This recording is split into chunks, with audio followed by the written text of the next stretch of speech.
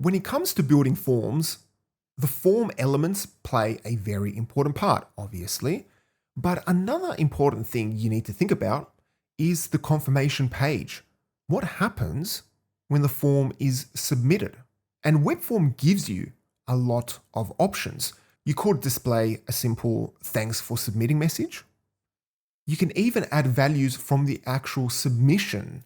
So something like "thanks, Ivan, for submitting," for example. And you can even redirect to a separate page on the site. Let's now have a play with all of these options. So let's just click on Back to Form and then click on Settings and then click on Confirmation. And then here you have all of the different confirmation types: page, inline, message, modal, URL, URL with message, none as well. But for now, let's just keep it on page and then scroll down. And then here in the confirmation settings, let's add in a title and a message. So let's add in "thanks" as the title. And then in the message, we'll add "thanks for submitting the form." And then click on Save. And then let's click on Test and let's just go through the steps one more time. And then here you can see the title of "thanks" and then the message "thanks for submitting the form." Now let's go back to the settings and let's customize the confirmation a little further. Now, instead of just saying "thanks for submitting the form," let's now put in the name entered into the name element so that you can say something like "thanks, Ivan, for submitting the form." Now, to do this, all we need to do is put in a specific token. So click on Browse Available Tokens and let me bring this little pop-up up and expand it. And then if you click on Web Form Submissions, and you should search for and find submission values. And it's this token we need to use. So let me just copy this.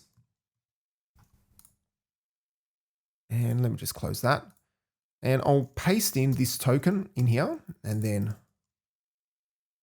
add those and then also make a bold.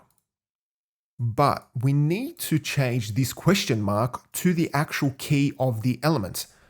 And the key of the element, let me scroll up, is this. So I'll open up Build in another tab, and this is the key. So all we need to do is replace this question mark with name, and then click on Save. And then if we click on Test and go through the form yet again, trust me, we are going to go through this form a lot in these videos. And now you can see the value from the actual name field has been added here. Let me do this again with a better name. So I'll put in my name, Ivan, and then click on Continue and then Submit. And here you can see, "Thanks, Ivan, for submitting the form." Let's now change the confirmation type so that users get redirected to a separate page on the site. Now, to do this, let's open up Content in a new tab and click on Add Content, and I'll click on Basic Page. And I'll just create a confirmation step. So this can be confirmation page. Thanks for submitting the form. And then take note of the actual URL up the top here. So node 5. And let me just close that tab. And let's go back to Form, Settings, Confirmation, and then select URL with message. And then in the confirmation URL, just paste in the page. And because we selected URL with message, this confirmation message will be displayed on the page.